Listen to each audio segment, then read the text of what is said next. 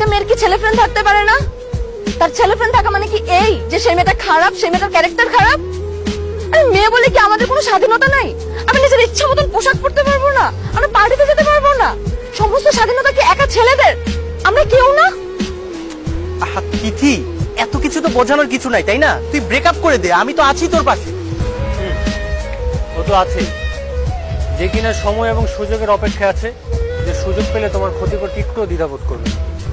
তুমি তোমার ফ্রেন্ডদের সাথে ওপেনলি ওয়েস্টার্ন ড্রেস পরে ঘোরাফেরা করতেছো, হয়তো ভাবতেছো ওরা তোমার আপন মানুষ, ফ্রেন্ড, কিন্তু সুযোগ পেলে তারাও তোমার ক্ষতি করার জন্য দ্বিতীয়বার চিন্তা করবে না।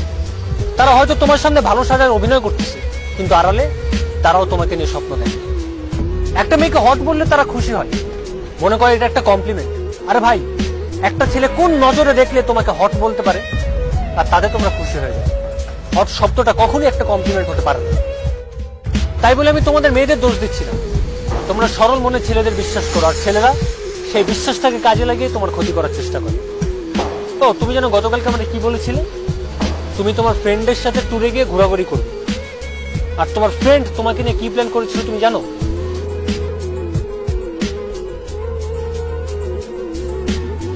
আর তুই এত প্যারা নিচ্ছিস কেন ভাই? কোনো সমস্যা নেই, আমি তোরে বললাম তো আমি তিথিকে নিয়ে চলে আসতেছি।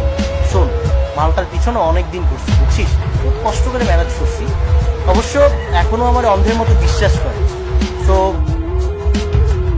আজকাল চারিপাশে শুধু ধর্ষণ, ধর্ষণ আর ধর্ষণ।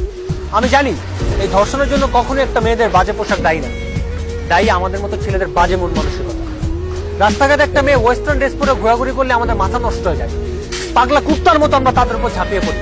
আর ওয়েস্টার্ন ড্রেসের কথা কি বলবো, আমরা তো বোরকা পরা মেয়েদেরকেও ছাড় দেই না আজকাল। আমার কথা হচ্ছে, মেয়েরা তাদের মন মতো পোশাক পরতেই পারে, কিন্তু ভাই সমাজটা তো ভালো না, আর আমাদের ছেলেদের মন মানসিকতা তো আরো ভালো না। তাই আমি বলি কি, সরল মন এদেরকে বিশ্বাস করে এদের তোমার ক্ষতি করার সুযোগটা করে দিও, কারণ ধর্ষণ কিন্তু বেশিরভাগ ক্ষেত্রে তার আপন মানুষরাই করে। তাই এদের মতো ছেলেদের থেকে দূরত্ব মেনটেন করে চলো। যদি সেটা করতে পারো তাহলে আমার সাথে রিলেশনটা কন্টিনিউ করো, আদারওয়াইজ আমার সাথে কন্ট্যাক্ট করার কোনো দরকার নেই।